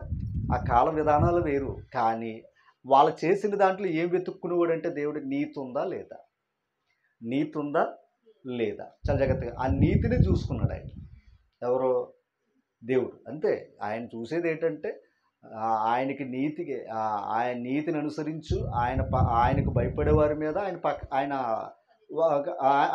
చూసుకునేవాడు అనమాట. ఆ నీతిని ఆయన అంటే ఇష్టం అనమాట భక్తుడికి. అలాగే కొర్నేలు ఇష్టం. ఓకేనా? ఇది ఇప్పుడు దావీదు గారికి ఉన్న నైపుణ్యత ఎక్కడ వరకు తీసుకెళ్ళింది? ఇప్పుడు అది అమ్మా అంతే. దైవం దృష్టిలో అతను గొప్పడు చేయాలని. కానీ అతను సంగీత సేవ కొరకు నియమించిన జాగ్రత్తగా తర్వాత కాలంలో ఓకేనా, యేసు ప్రభుచ్చుట ఆయనకి ఏమన్నాడు? ఏవైనా ఇవన్నీ కూడా అది ఎందుకంటే యేసు ప్రభు వాడలేదు, యేసు ప్రభుతో ఉన్న అపోస్తులు వాడలేదు. ఎందుకో తెలుసా? అవి నిర్జీవమైనవి. అందుకు కీర్తన పాడి ఒలివ కొండకు వెళ్ళిరి వాళ్ళ కాలంలో. ఇంకొక మాట, వాళ్ళ గణ వాడితే మనం వాడాలి. అర్థమైంది మీకు? వాళ్ళ వాడితే ఖచ్చితంగా మనం కూడా ఏం చేయాలి? వాడాలి. ఇప్పుడు మనకి ఎవరి వైపు చూడాలంటే యేసు వైపు తప్ప దావీదు వైపు కాదు. మనం యేసు రాకమునుపు దావీదు వాళ్ళందరికీ, అంతేనా? రైట్. అందుకని దావీదు చెప్పినట్టుగా నడిచారు, ఎందుకంటే దావీదు దేవునికి ఇష్టడు కనుక. ఇప్పుడు మనం ఇక్కడ చూస్తే ఈ వాయిద్యాలు ఏమని చెప్పాడైనా? నిర్జీవమైన వస్తువులని చెప్పాడైనా. తర్వాత చదవండి, తర్వాత ఆ పిల్లను గ్రోవి కానీ వీణి కానీ నిర్జీవ వస్తువులు నాదమిచ్చినప్పుడు స్వరములలో భేదము కలుగు చెయ్యని ఎడల ఊదినదేదో మీటినదేదో అదనమాట. అంటే ఆ భేదం కావాలి. ఓకేనా? ఆ భేదం ఉంటే ఇది ఇది ఊదాడు, ఇది మీటాడు అన్న సంగతి తెలుస్తుంది. ఓకేనా? ఆ సంగీతాన్ని బట్టే కదా అమ్మా ఏది అది స్పష్టత అనేది తెలుస్తుంది. అలాగే భాషలు కూడా వాళ్ళు మాట్లాడుతుంది మనకు అర్థమవుతే కదా దేవుణ్ణి విశ్వసిస్తాం. అందుకు భాషలు అర్థమైతే మాట్లాడండి, ప్రజలకి అర్థం కాకపోతే మామూలుగా ఉండండి అని చెప్పాడు ఆయన. అది ఇప్పుడు మనకి ఇక్కడ ఏంటంటే వాయిద్యాల గురించి మాట్లాడిన వస్తువు ఏంటి? అది ఇప్పుడు ఏ మందిరంలో ఉన్నాం? దేవుని మందిరమే. కానీ ఏ మందిరం అనగా జీవము గల, అంటే ఇప్పుడు మనం అందరం ఎవరు? జీవము గల దేవుని కుమారులై ఉన్నాం. అంటే ఇప్పుడు మనం జీవము అయినప్పుడు జాగ్రత్తగా ఉండాలి. మరలా నిర్జీవమైన వస్తువులు ఇందులో వాడవలసిన పని ఏంటి అమ్మా? మనం ఎవరు? ఆల్రెడీ జీవము. మరి జీవం అయినప్పుడు మళ్ళీ నిర్జీవం ఎందుకు? ఇంకా చెప్పాలంటే మన శరీరమే నిష్ప్రయోజనం అన్నాడు ఆయన. అంతే కదమ్మా. తండ్రిని ఎలా ఆరాధించాలి? ఆత్మతోనూ సత్యముతోనూ తండ్రిని ఆరాధించాలన్నాడు. ఆత్మతోనూ సత్యముతోనూ తండ్రి ఆరాధించాలన్నాడు. ఇప్పుడు ఆత్మ సత్యం అంటే అక్కడ శరీరానికి ఇవ్వలేదు మనకు చాయిస్. మరి శరీరం ఎందుకు వచ్చిందంటే మరి ఆత్మ పైన ఏముంది? ఇది ఒక గుడారం. ఇప్పుడు ఇక్కడికి రావాలంటే ఏది ఉండాలి? శరీరం ఉండాలి. ఓకేనా? ఇప్పుడు ఈ శరీరం వచ్చిన మన ఆత్మ మీద మనసు పెట్టుకోవాలి తప్ప శరీరం మీద మనసు పెట్టుకోకూడదు. ఓకేనా తల్లి? మరలా చెప్తున్నాం, ఒకవేళ శరీరం మీద మనసు వచ్చి అనుకున్నాం, తెల్లబట్టలు వేసుకుంటేనా? ఓకేనా? లేదా శరీరానికి గురించేనా? ఆ తత్వం దైవానికి ఇష్టం కాదు. ఒకటే, హృదయ శుద్ధి గలవారు అంతే. మనం చూసుకోండి దయించి. కనుక పాత నిబంధన కాలంలో జరిగినాయి. నేను లేదని నేను అంటలా, ఎందుకంటే అది భౌతికమైన మందిరం. అది ప్రభువే అన్నాడు. ఇంకా చెప్పాలంటే రోమన్ సామ్రాజ్యంలోనే ఆ మందిరం తునకలైపోయింది. ఎందుకు తెలుసా? దాన్ని వదిలేసాడు ప్రభువే. ఎందుకు తెలుసా? అసలైన ఆత్మ సంబంధమైన జీవము గల దేవుని మందిరం. ఇప్పుడు ఆ మందిరం ఎక్కడ ఉంది? ఇదిగో ఈ రోజు ఇక్కడ కూడుకున్నాం. అంటే ఇప్పుడు మందిరం ఏమైంది? జీవము గల, అంటే ఇప్పుడు జీవం ఉంది కనుక ఇది వెళ్ళింది. వాయిద్యం అనుకోండి, దానికి జీవం మనం పోయాలి. అర్థమవుతుంది మీకు ఏదన్నా? మళ్ళీ వాయిద్యం ఉందనుకో దాన్ని ఊదాలి, మనం ఊదితే కానీ అది కదులుతలేదు.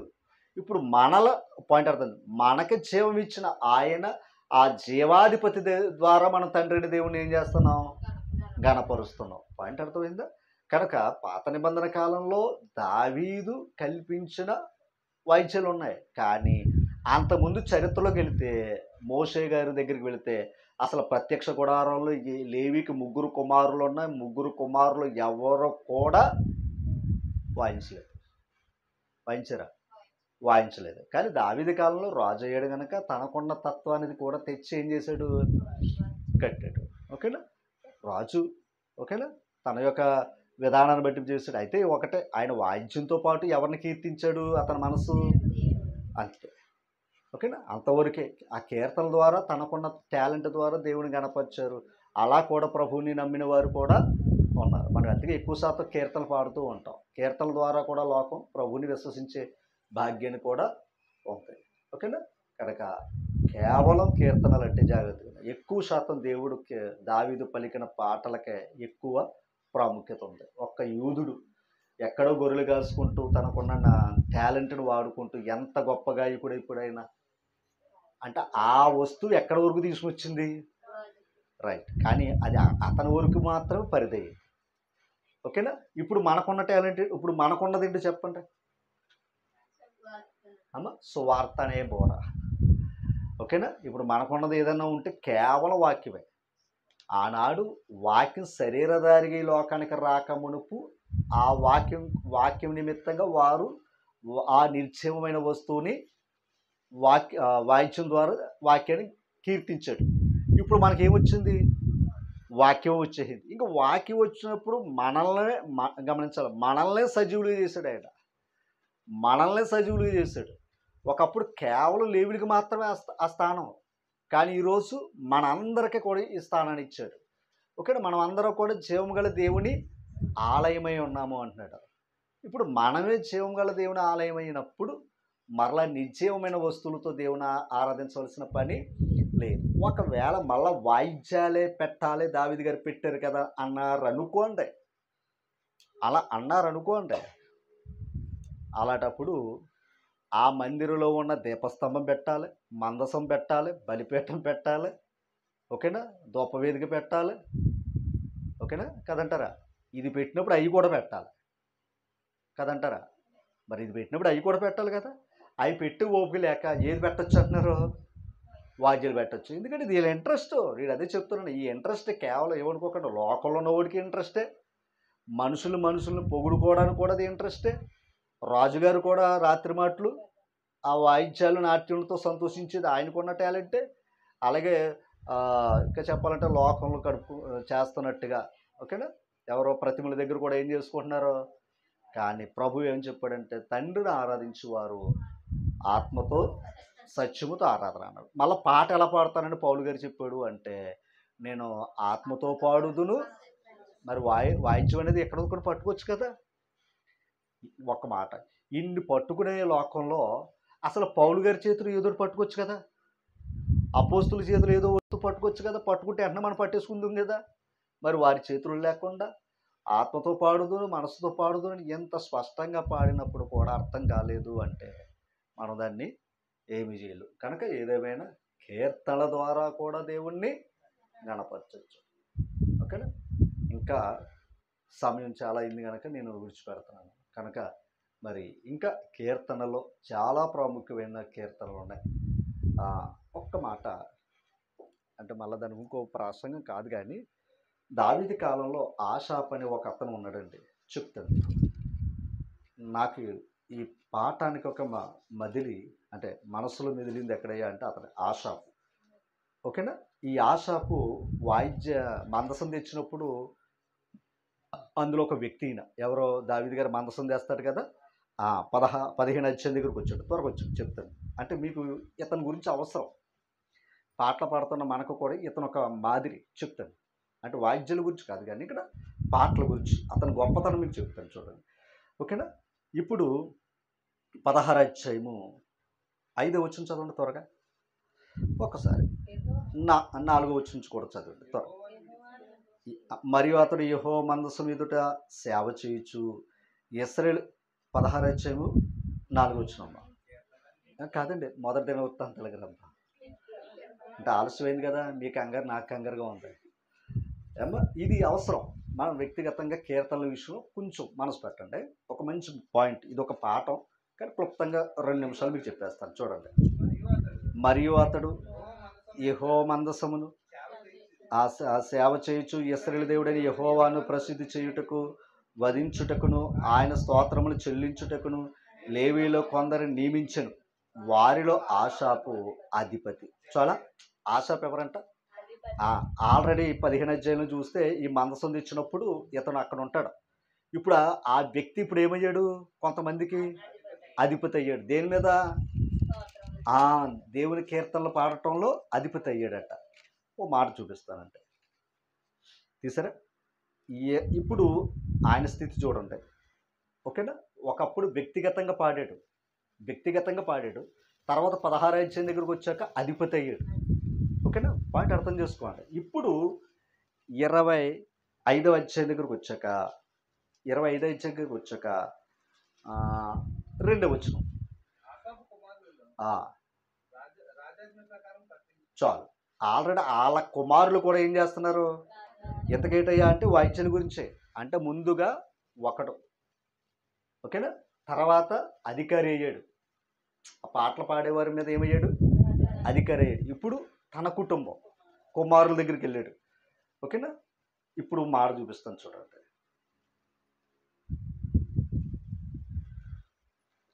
రెండో దినవృత్తాంతం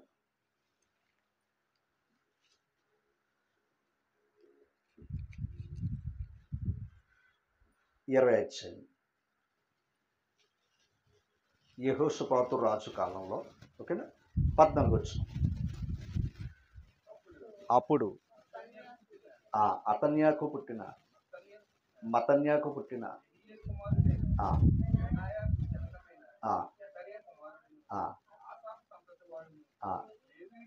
చాలు. అంటే ఇది ఏ కాలం తెలుసా? యెహోషాపాతు కాలంలో. ఎందుకు ఈ మాట అన్నానంటే, ఒక వ్యక్తి తన తన తనకున్న టాలెంట్ని కాపాడుకోవటం వల్ల తర్వాత ఒక అధిపతి అయ్యాడు. తర్వాత తన కుమారుని కూడా ఏం చేశాడు? దేవుని పనిలోకి ప్రోత్సహించుకున్నాడు. ఇప్పుడు తన వంశం నుంచి వచ్చాడంట ఒకడు. ఎవరైన పేరు? అదనమాట, ఆసాపు సంతతి వాడు. ఆసాపు లేడు. యెహోషాపాతు కాలంలో ఆసాపు వంశంలో ఒక కుమారుడు కీర్తనలు పాడుతున్నాడట యెహోషాపాతు కాలంలో. అర్థమైందా మీకు? కేవలం పాటలు పాడి మన తరమే కాదండి, భవిష్యత్ తరాల్లో కూడా దేవుని కనపరచాలి. ఓకేనా? తర్వాత 29 అధ్యాయం. 29 అధ్యాయం.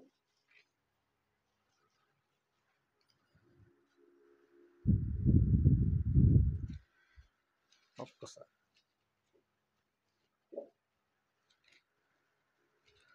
తీసారా? 13 వచ్చు. 29 అధ్యాయం 13 వచ్చు. ఇది ఎప్పుడు?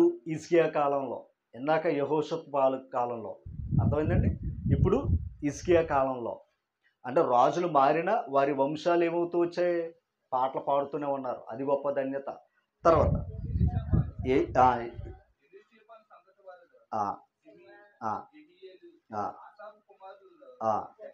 చాలంటారా? ఆసాపు కుమారులు ఒకడు ఉన్నాడా లేడా? అంటే ఆ శేషం ఉందా లేదా? రైట్. ఇప్పుడు ఒక మంచి మాట చూపిస్తాను చూడండి. 29వ అధ్యాయం 30 వచనం.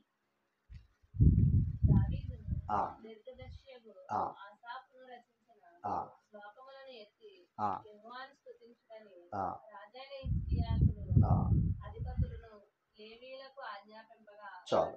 ఇక్కడ 30 వచనం. దావీదును దీర్ఘదర్శియగు ఆసాపును రచించిన శ్లోకములు ఎత్తి యెహోవాను స్తుతించుడని హిజ్కియా చెప్తున్నాడంట అధిపతులకి. అర్థమైంది మీకు? ఏదన్నా దావీదు కాలంలోనే ఎవరున్నారు? ఆసాపు. దావీదు గారు రచించినవి, ఆసాపు గారు రచించిన పాటలు పాడండి అని హిజ్కియా రాజు చెప్తున్నాడంట. ఇప్పుడు ఆసాపు గురించి ఒక పదం వాడాడు, దీర్ఘ. దాని అర్థమైన సంగీత దర్శకులు అంటామే అంటాం కదా, మార్గదర్శకులు అంటాం కదా. ఇప్పుడు చెప్పండి, ఎంతమందికి మార్గదర్శులుగా ఉన్నాడు ఈయన? అసలైన సంగీత దర్శకుడు ఎవరంటే ఇతను. ఎవరో? ఆసాపు. అర్థమైందండి? ఎక్కడ? ఎందుకంటే అసలు గమనించాలి, ఆ సంగీతం అనేది ముందు మనలోంచి పుట్టాలి, వాయిద్యంలోంచి పుట్టదు కదంటారా? మనలోంచి పుట్టిందే వాయిద్యానికి మనం దాన్ని అడాప్ట్ చేసాం. అంటే ముందు పాటలు ఎక్కడ రావాలి? సారీగమ పదనిసలు ఎక్కడ రావాలి? లోపల నుంచి రావాలి, అందులోంచి రావు. అవునా కదంటారా? ఇప్పుడు గమనించండి, ఇప్పుడు ఆ సంగీతం దర్శకుడు ఎవరో? ఆసాపట. ఇప్పుడు అందుకే ఒక అధిపతి అయ్యాడు, కుమారులకు నడిపించాడు. తర్వాత ఆయన లేకపోయిన వంశావళి కూడా ఏమైంది? హెచ్చరిక గ్రంథం తిట్టుకోకండి. 2 అధ్యాయము 41 వచనం. 41 వచనం అయిపోయింది. ఈ వచనంతో అయిపోయింది. ఎవరో ఇది ఎప్పుడు అనుకున్నారో? చెరలోకి వెళ్ళిపోయారే, మళ్ళీ 70 సంవత్సరాల తర్వాత తిరిగి వచ్చారే. అర్థం చేసుకోవాలి. ఇప్పుడు చూడండి, చెరలోంచి వచ్చినా కూడా ఆ జాతి ఉందట. గాయకులలో ఆసాపు వంశస్థులు 120 ఉన్నారంట. మనలో ఎవరు పాట పాడతారో తెలదు భవిష్యత్ తరానికి. అర్థమైందా? ఇన్ని రాజుల కాలాలు దాటినా, ఇన్ని తరాలు దాటినా, 100 సంవత్సరాలు దాటినా ఆ వంశంలోంచి వచ్చిన వారు గాయకులు ఏమైతూ ఉన్నారంట? శేషం ఉన్నారంట. అంటే ఇప్పుడు ఎంతమందికి మార్గదర్శకుడై ఉన్నాడు? వాళ్ళందరికీ కూడా ఈయన ఏమయ్యాడు? సంగీతాన్ని అంటే దైవం దగ్గర నడిపించాడండి కీర్తనల వారు. ఆసాపు. ఓకేనా? ఇప్పుడు చెప్పండి, అంటే అతనేమో భౌతిక తత్వాన్ని తీసుకున్నాడు, ఓకే. ఇప్పుడు మనం కూడా మనం పాడుతున్న పాటల ద్వారా మన తరాలు దేవుని దగ్గరికి వస్తాయా అంటున్నాను నేను. చెప్పండి. ఏమనుకోద్దు. పాటలు పాడే టయానికే నిర్లక్ష్యం కలుగుతూ ఉంది. అసలు చెప్పాలంటే పాటలు చాలా ప్రాముఖ్యమైనవి. పాటలే మనుషుల్ని ప్రభావితం చేసేవి. వాస్తవం చెప్తున్నా. కదంటారా? పాటలే మనుషులు త్వరగా ప్రభావితం చేస్తాయి. పాట అనుకోండి ఎంతో మనసు పెట్టాలి, ఎంతో ఓపిక ఉండాలి ఇది వినాలంటే. పాట అనుకోండి వెంటనే మనకి అర్థమైపోతుంది. కనుక అటువంటి పాటలకున్న శక్తి గొప్పది. కనుక అది కేవలం ఓకేనా, ఏదో దాన్ని తక్కువగా చూడొద్దు. ఓకేనా? అందుకే ఆది కాలం నుంచి కూడా వారు కీర్తన పాడి నేర్చుకుంటూ వచ్చారనమాట. మోషే కూడా ఏం నేర్పాడు వాళ్ళకి? కీర్తన కూడా నేర్పి కంఠపాఠం చేయమన్నాడు. అవునంటారు కదంటారా? రైట్. ఒక పాఠం చూడకుండా చెప్పలేమేమో కానీ పాట మాత్రం చూడకుండా పాడగలం. అవునా కదంటారా? ఎందుకని? చిన్నది కనుక. అర్థమైందండి? కనుక ఏదేమైనా దేవుని కృపను బట్టి ఇది కీర్తనల యొక్క గొప్పతనం. అలాగే మన వంశాలు కూడా దేవుని కీర్తించే స్థాయిలో ఉందా లేవా, మన బిడ్డలు కూడా కీర్తనలు పాడుతున్నారా లేదా అన్న చెక్ చేసుకోవాల్సిన బాధ్యత మనది. ఓకేనా? వాక్యం చెప్పకపోవచ్చు, వాక్య జ్ఞానం అంత లేకపోవచ్చు, కానీ ఈ కీర్తనల ద్వారా ఏం చేయొచ్చు? అదనమాట. ఓకేనా? కనుక ఈ అవకాశాన్ని కూడా మనం సద్వినియోగం చేసుకోవాలని కోరుతూ, ఓపికతో విన్న మిమ్మల్ని అందరినీ దేవుడు దీవించాలని కోరుతూ నేను ఆ మాటలు ముగిస్తూ ఉన్నాను. మీ అందరూ కూడా ప్రభునామాన ప్రత్యేక వందనాలు. Thank you.